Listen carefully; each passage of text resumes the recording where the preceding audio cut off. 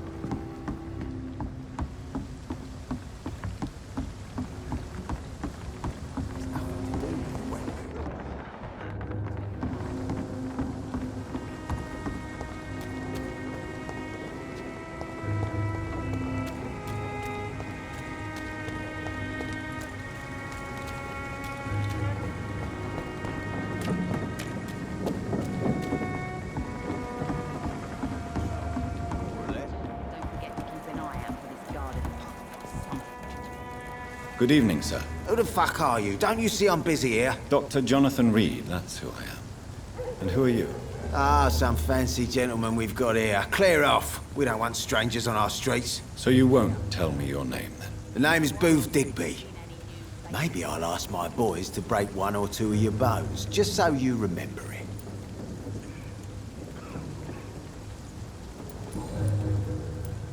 Are you some kind of vigilante patrolling these streets at night? Something like that, but the police aren't in charge here. We are, see?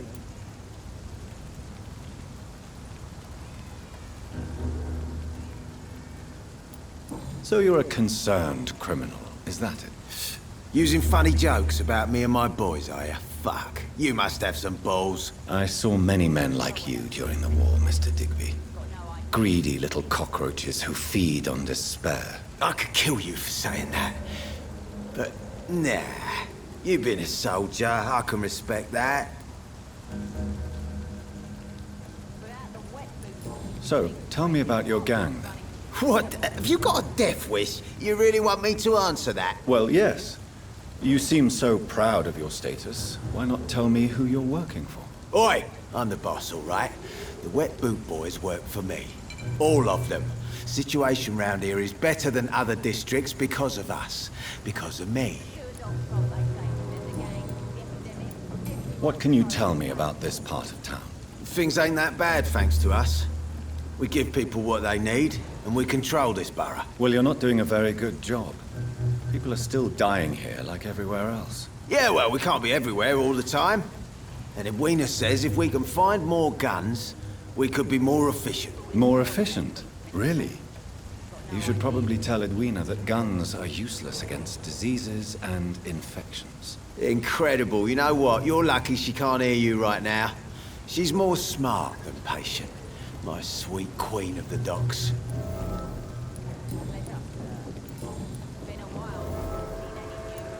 I know you're looking for an honest job, Booth. You're tired of this criminal life, aren't you? It's just an idea. Edwina loves to run things so much. You can never really leave the gang. Wet boys for life, you know.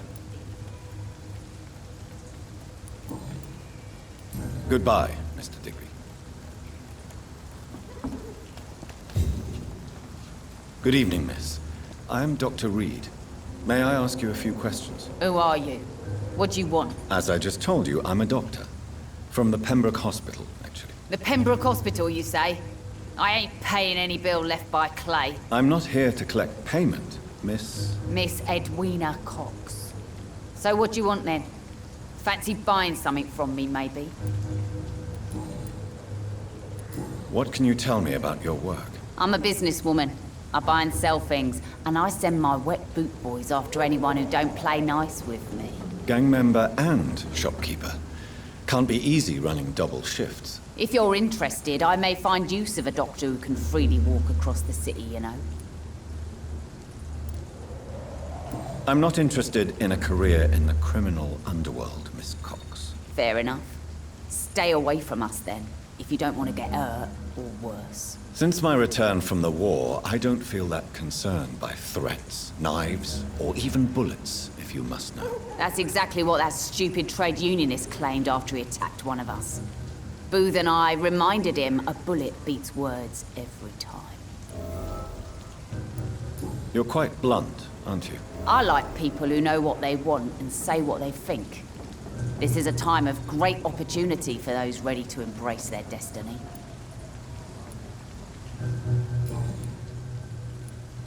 What can you tell me about this part of town? You can't trust anyone around here.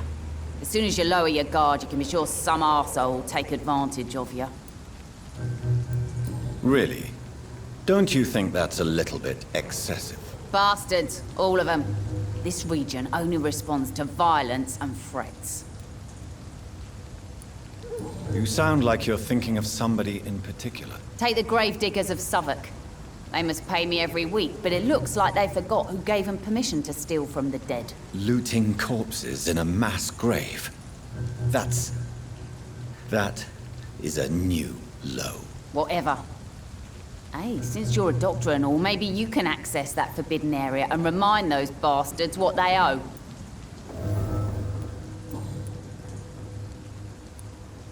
You still use your husband's name, Edwina. Why is that? Why shouldn't I? He may be a bloody bastard, but I'm still his wife and his name means something round here. You never paid him a visit at the Pembroke Hospital, did you? And I don't intend to. In Clay's case, I'm not against a medical mistake or a little help from the Spanish flu. Can I see what you have to sell? As long as you have money, I'll show you all I have.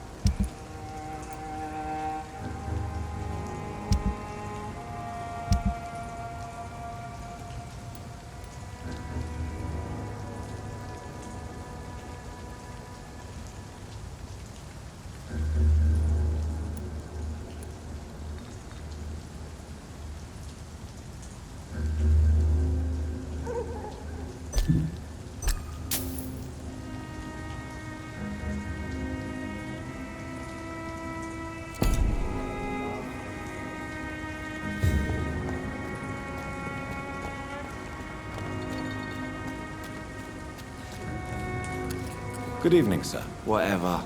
Don't you recognize me? We met a few nights ago. Don't take it personally. I spent a lot of energy forgetting what I did the night before. Yes, you had definitely drunk too much then as well. I'm Dr. Jonathan Reed. I'm Dyson Delaney. I'll try to remember you. This time. What do you do for a living, Mr. Delaney? I drink. I drink in the morning and at noon. I drink at night. And then I drink some more. Why do you drink so much? Maybe it's because I prefer dying slowly. Death can be so abrupt. Personally, I like to see mine coming at my own pace. You sound very sad, sir. That's because I am Doc. Don't you work at all? I'd love to, but I don't have the time. Didn't I tell you? Drink in the morning and at noon. I drink at night. Is there anything in particular that you like about this part of town? Except for the cheap drinks, I mean. How dare you say such a thing? I love this neighborhood. So friendly, so joyful. No reason at all to rejoice, then. Life is hopeless and then we die, is that it? Let me tell you a story. All right. Go on. A few years ago, when I believed a resolute man could change things around here for good, a tragedy occurred nearby. What kind of tragedy? It was a bomb. A bomb that exploded and killed many people. Metal and blood everywhere. Shouts, fire, broken window of the shoe shop, the torn streetlight. You lost people you loved that day, didn't you? I've lost everything. But you know what the worst part is? I don't even remember where it happened. I've drunk so much to forget it. And now I can't remember where it was. I can't pay my homage to the dead. I'm sorry, Mr. Delaney. It's okay. If you ever find the place, just leave a flower for me there. Even if you tell me where it is. I'm not sure I'd memorize it. Is there anything in particular that you like about this part of town? Except for the cheap drinks, I mean. How dare you say such a thing? I love this neighborhood. So friendly. Why are you... Cynicism is the polite way to express despair, Doctor. No reason... Let me tell... Another time. Goodbye. Good evening, What? Surely you must have had dreams and expectations when you were young, like everybody else. Sure. I wanted things to change. To really change, and to change for good. The bigger the dream, the harder the fall.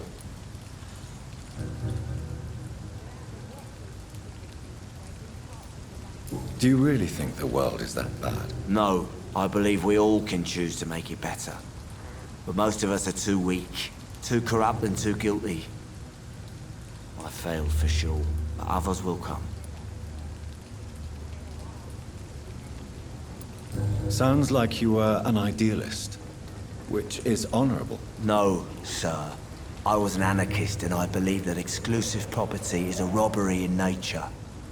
I wanted a new world to rise from the ashes, Dr. Reed.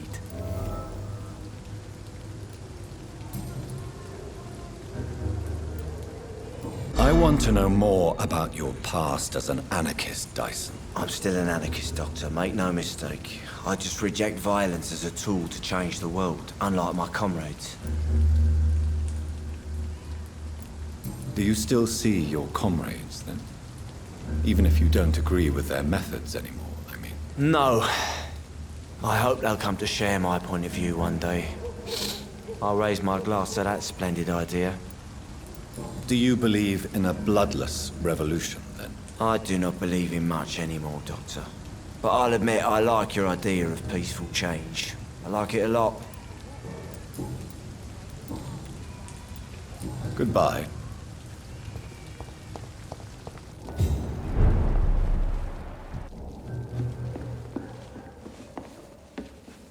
Good evening, Tom. Good evening, sir. You remember me, then? Of course I do.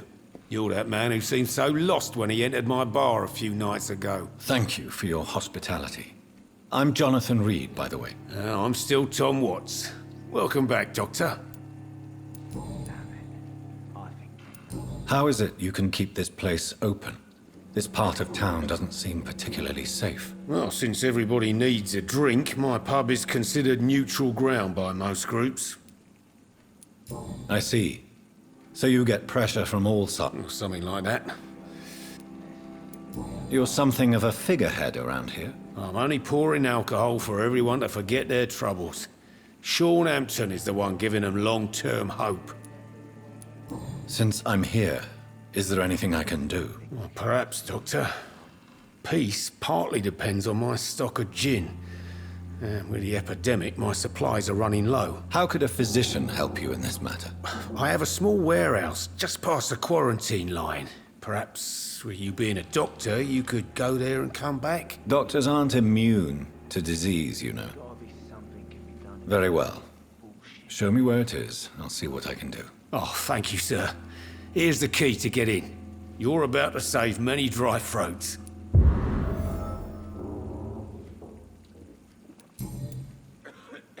What can you tell me about... It's not that bad. Who? Sean Hampton, our own private holy... Sabrina seems very fond of you, Tom. I like her too, I really do. I know I'm her boss, and I'm much older and all. But I like her for sure. What is bothering you then? Sabrina is an angry one. She wears it like a coat. I'm not sure I can make her shed that anger. It hurts to see her like that. Goodbye, Mr. Watts. Times like these, a good drink's just as likely to cause a problem as to solve one. I think drink no.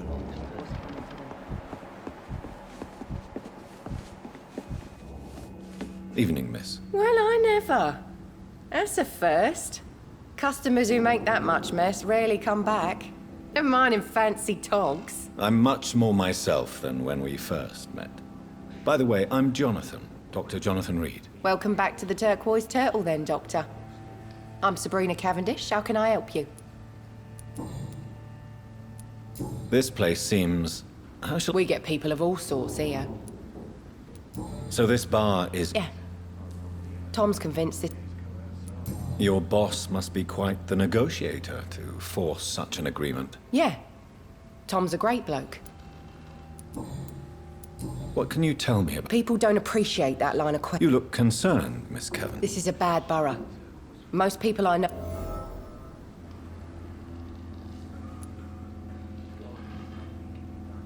So you and your friends all feel in danger? No exceptions? Tom's the only exception I've come across until now. But he's not like everybody else.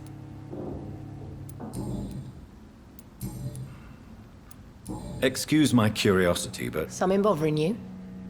What? I'm sorry if I worried you. Nosy? My dad was a sailor from Bombay. Believe me, I never judge someone. If that's true, you'd be one of the few not to make fun of me. Just you, Tom, Dyson, Miss Fishburne, and of course Mr. Hampton. Sabrina, tell me about your true feelings for your boss. I love Tom. Not ashamed of it. Don't care if the customers joke about it neither. Who's mocking you? I mean, we're always together. People will talk, won't they? Does Tom love you? Yeah, but he's always reluctant to take it further. It's not because I'm younger, or because of the colour of my skin. He hates jokes about us. Goodbye, Miss Cavendish. Not long ago, this place would have given me a laugh. You know, it would be nice to see each other outside the pub sometime. This situation won't last forever. After, we'll have plenty of time to plan the future. Good thing we haven't seen Seymour for a while. Even Dyson has stopped coming in every night. It's a good thing you Pubs can't see become me right now, peaceful, Mum. don't you think?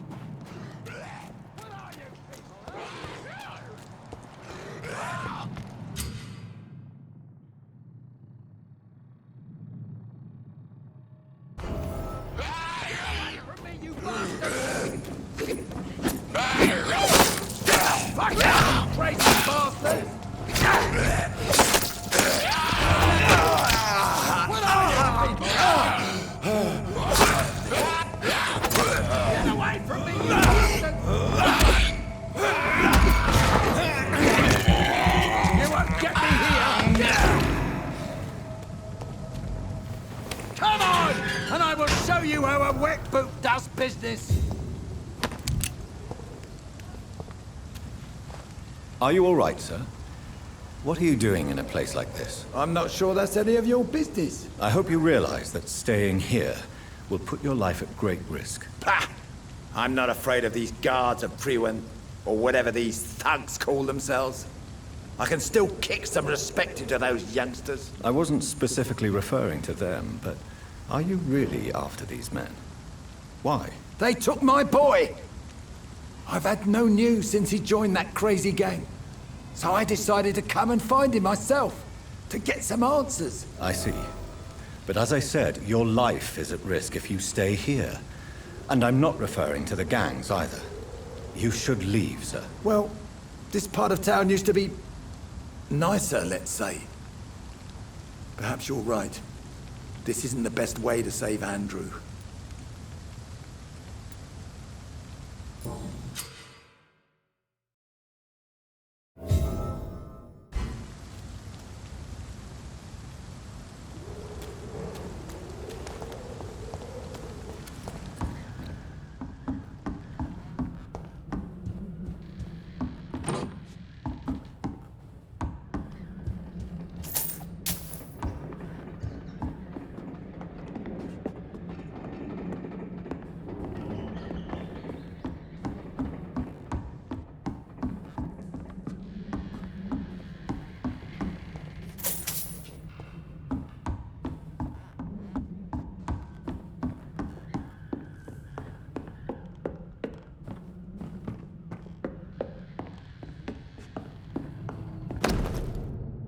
There is a name engraved under the blood on the back of the case.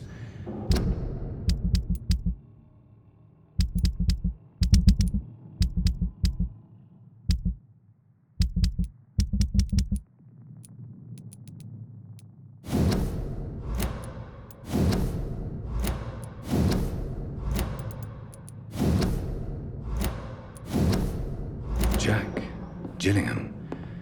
Maybe I should return this watch to his family.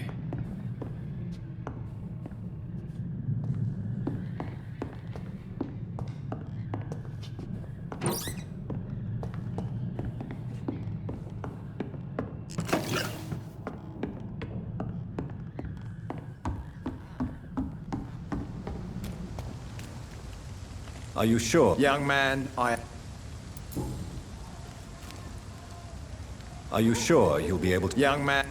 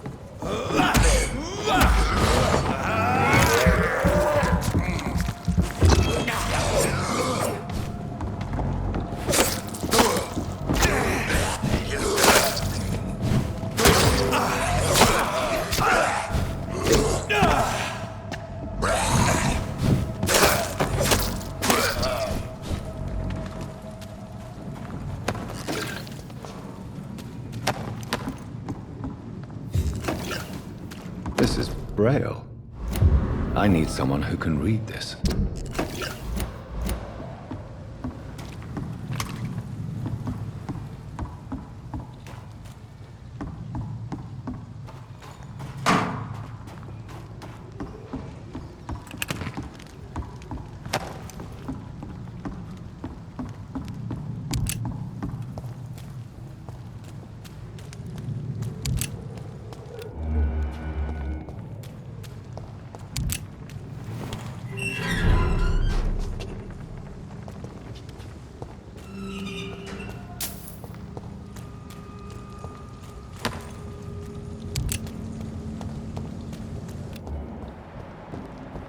No, burn it, boys!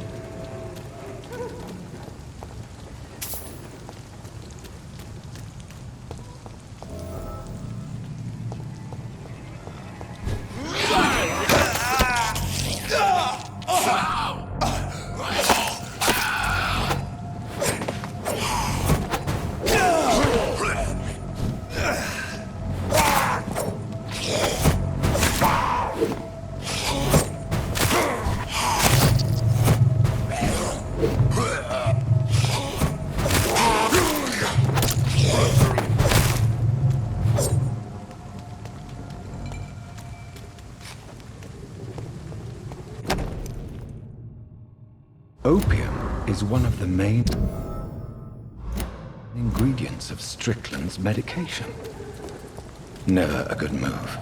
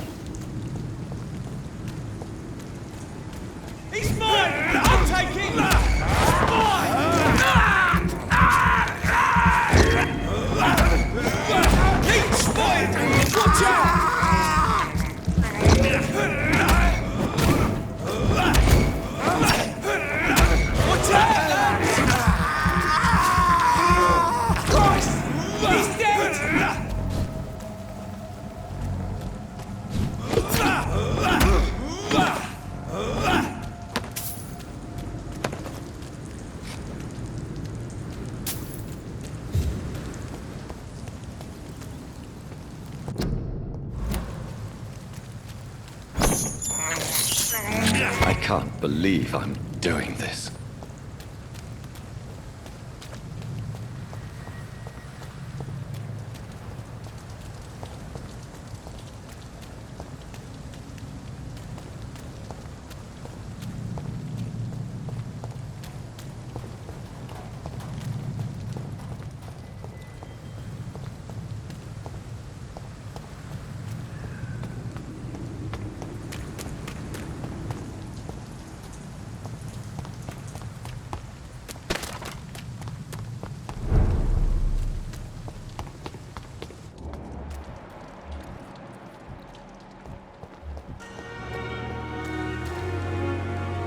Hey, Doc.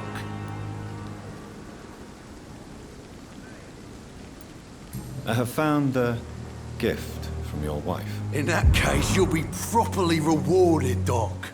Clay Cox is a man of his word. I hope that won't make me an accomplice to your future crimes. Who knows what I might do now I feel invincible again? I'll leave you for now, Mr. Cox.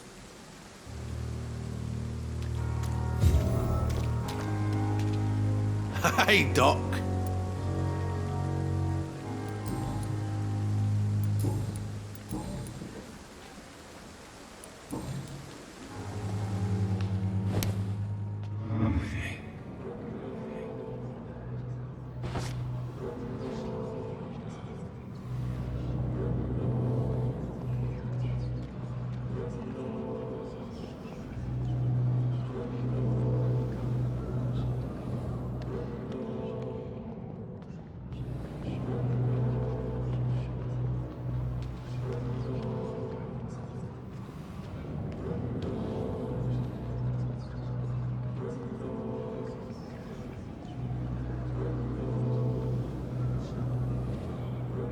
What's that do?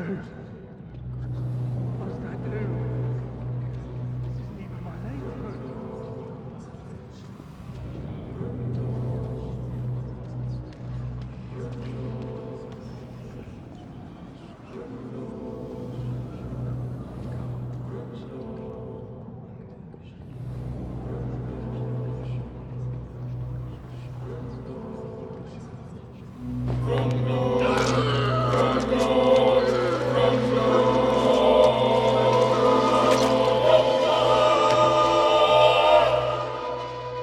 I killed, extorted, stole. Now I die. Fuck it. I live the way I wanted.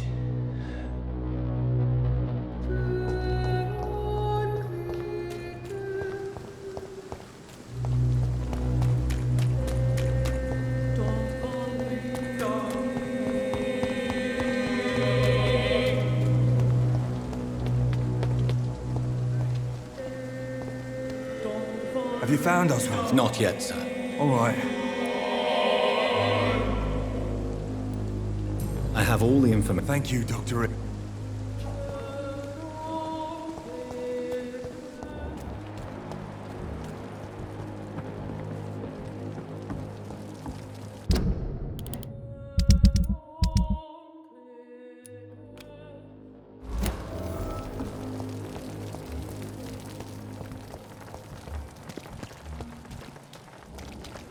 Good evening, Milton. Good evening. I'd like to see... Wise choice, Doctor.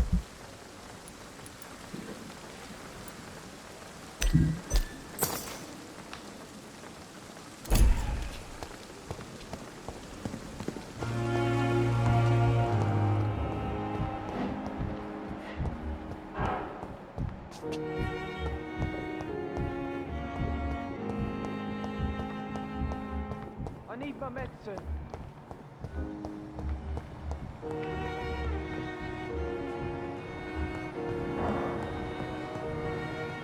I will not let you down, my boy. Good evening, Dr. Strickland. And good evening to you, Dr. Reed. Can I be... Tell me, Thoreau, what's the real cause of your dislike for Dr. Ackroyd? He refuses to admit that your blood transfusion technique is the only way to save Mr. Fiddick. I'm convinced we must use it. What Dr. Ackroyd really said is that you lack the skill to perform this operation efficiently. Is there anything you have to say about this? It's a false conceit. Dr. Ackroyd secretly envies your reputation. His jealousy blinds him. I'm not the real target here.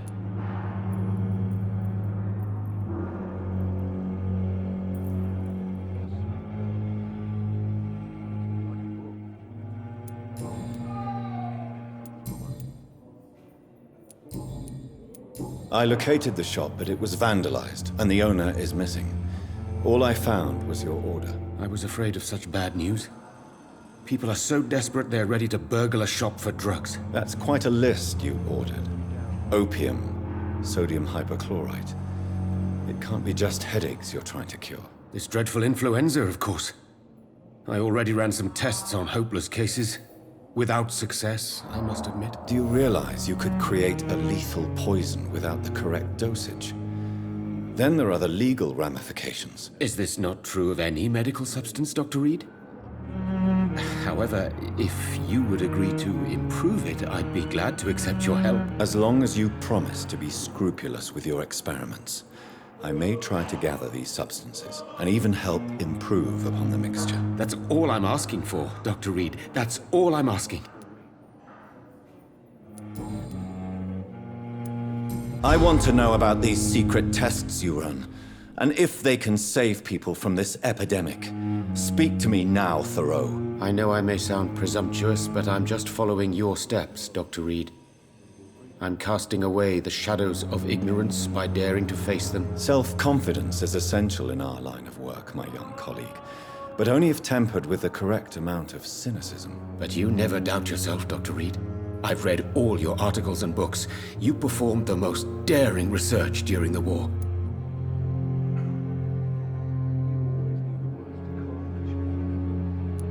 You have my support, Dr. Strickland. I know exactly what it feels like to battle an unknown disease with only your mind and force of will to help you. Thank you, Dr. Reed. You don't know what that means to me.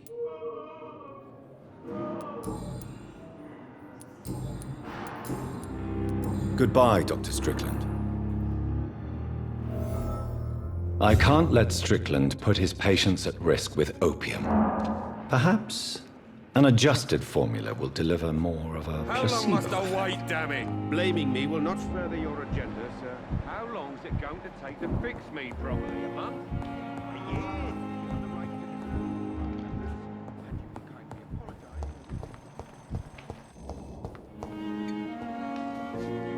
to I'm quite busy right now, Dr. Reed. Tell me, Waverly, what do you think of Dr. Strickland's enthusiasm for his experimental research? Strickland is playing with his patients' lives for pride and glory. Now that, sir, is unethical. Are you thinking about something in particular? Harvey Fiddick needs delicate surgery. I believe we should stick to the usual procedure, but my young colleague obviously disagrees. And are you not afraid that your rivalry with Strickland may be blinding you? Rivalry? I guess you could call it that. But I will never be childish enough to let my personal feelings affect my judgment. Why do you wish to lead this surgery? I strongly believe that Mr. Fiddick should not be butchered to test an unproven procedure.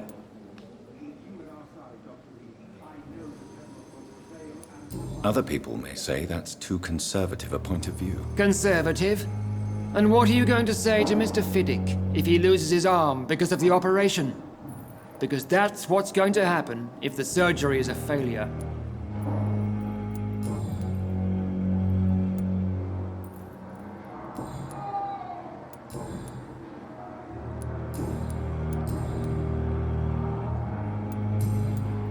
Thank you for your time. We'll talk later.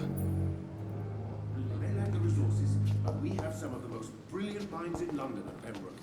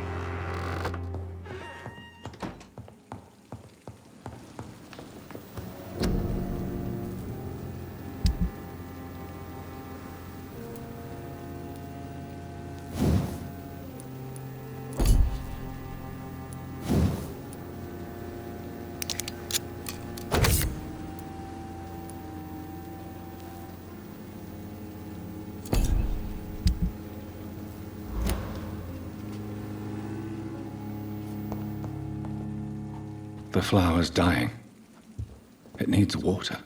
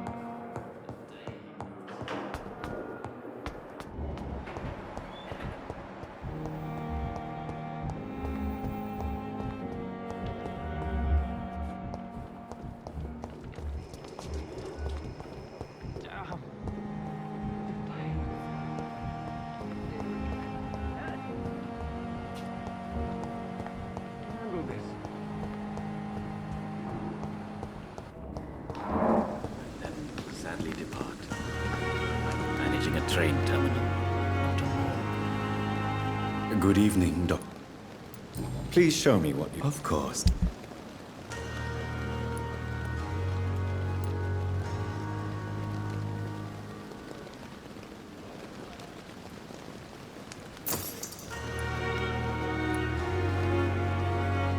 It never ceases to amaze me how you, the dead, seem peaceful and lost at the same time. Good evening, Dr. Reed. Such a... Please show me what you have to sell. Of course. It's just drink.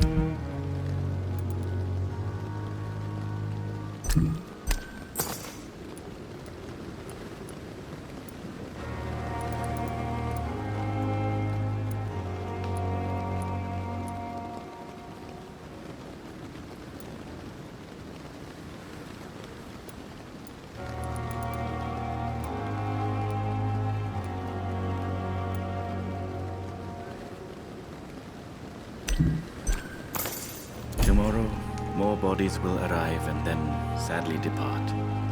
I'm managing a train terminal, not a morgue. Good evening, Doctor.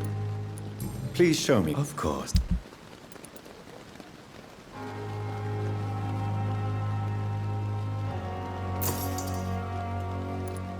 It never ceases to amaze me how you, the dead, seem peaceful and lost.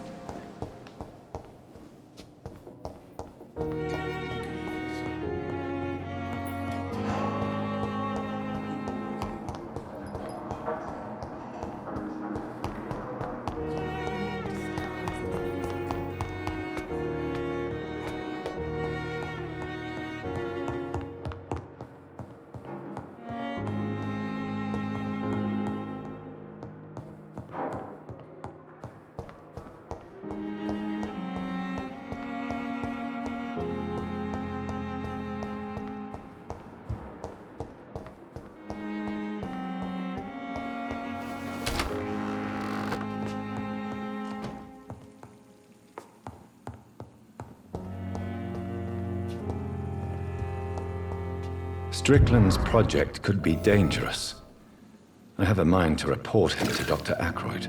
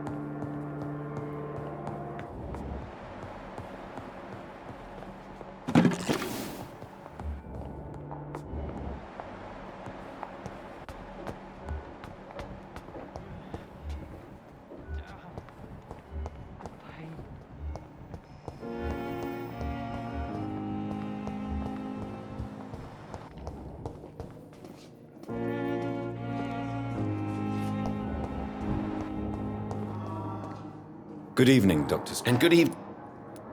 I have managed to improve the mixture by diluting it. Have you ever heard of Sir Joseph Francis Olive? Or the placebo effect? No, I don't think so.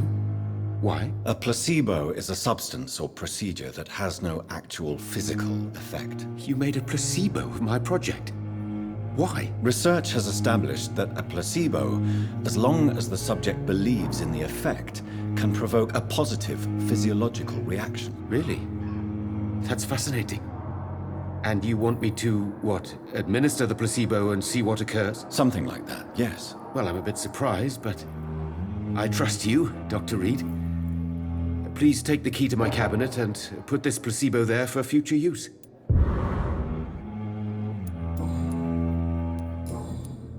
Goodbye, Dr. Strickland.